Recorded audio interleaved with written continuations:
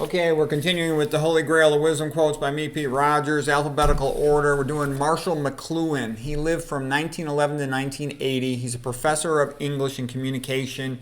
He was out in Canada, and I think, pretty sure he was friends with Jordan Peterson. He kind of reminds me of him. He looks like Jordan Peterson a little bit, and he's a little bit like Jordan Peterson. Hyper articulate, says clever, interesting things, but he's a little bit of a bullshitter. So anyways, here's some of his quotes. He says, clothing is a means of defining the self socially. Yeah, that's true. I always dress nice. I won't leave the house with at least wearing a tie, if not a suit, because I know you get treated better. I go to the grocery store in a t-shirt, I get treated like a bum. I dress nice, I get treated well. Why not be treated well? The car has become an article of dress. Yeah, it's part of your image when you're young and single and hip and going to parties and stuff. When you're old, you're just a middle-aged guy commuting to work. I've heard the definition of middle age is that you commute to work. Okay, the poet, the artist, the sleuth, whoever sharpens our perception tends to be antisocial. A strange bond often exists between antisocial types in their power to see environments as they really are. This is manifest in the famous story, The Emperor's New Clothes. Yeah, so basically, somebody, most people are real conformists, and they just go with the flow, whatever the local, when in Rome, do as the Romans do. But, somebody who is trying to achieve something in an area has to be perceptive and ask the basic questions. So they're going to come off nonconformist, and they're also seen by the other people as being antisocial just because they're nonconformist. Nonconformity is valued if you got a sports team where you want to win. So somebody comes up with a better way to do it. Yes, we're going to win now.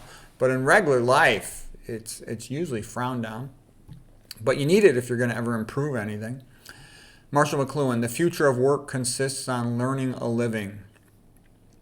Then he says, reading is an activity of rapid guessing, because any word has so many meanings that to select one in context of another requires rapid guessing. That's why a good reader tends to be a very quick decision maker, because he has to make very fast decisions while reading. I think there's some truth in that. The more you read, the smarter you get. You want to talk about a way to improve IQ, read a lot.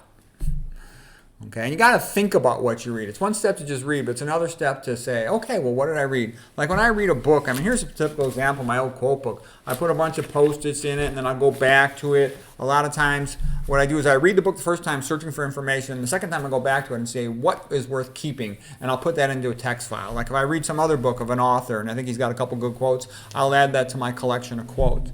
So it's, in a sense, I call that a knowledge management system.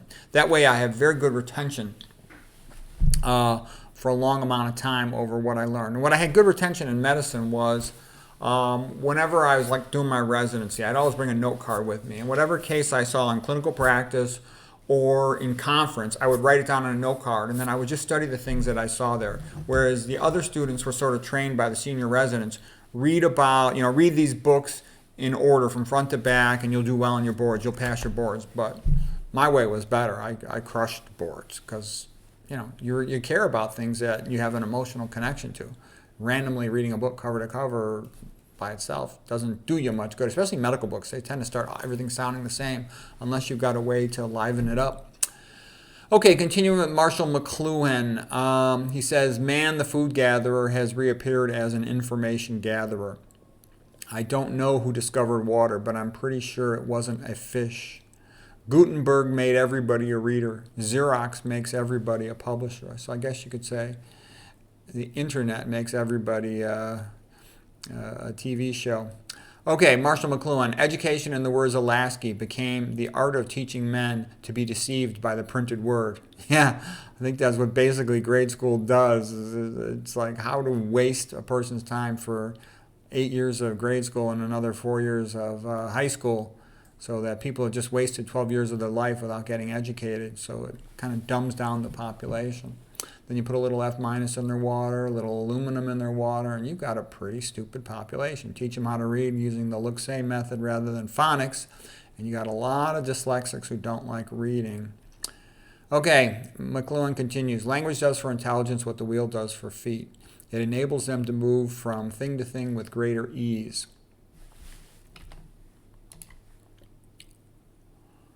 Okay, McLuhan continues. In the land of the blind, the one-eyed man is a hallucinating idiot, for he sees what no one else does, things that everyone things that to everyone else are not there. Okay, the school system, custodian of print culture, has no place for the rugged individual. It is indeed the homogenizing hopper into which we toss our tots for processing. McLuhan, the supple, well-adjusted man is the one who has learned to hop into the meat grinder while humming a hit parade tune.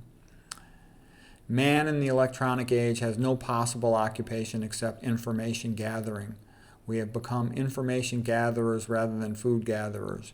From now on, the source of food, wealth, and life will be information. Okay, that's it for Marshall McLuhan. I hope you found that helpful.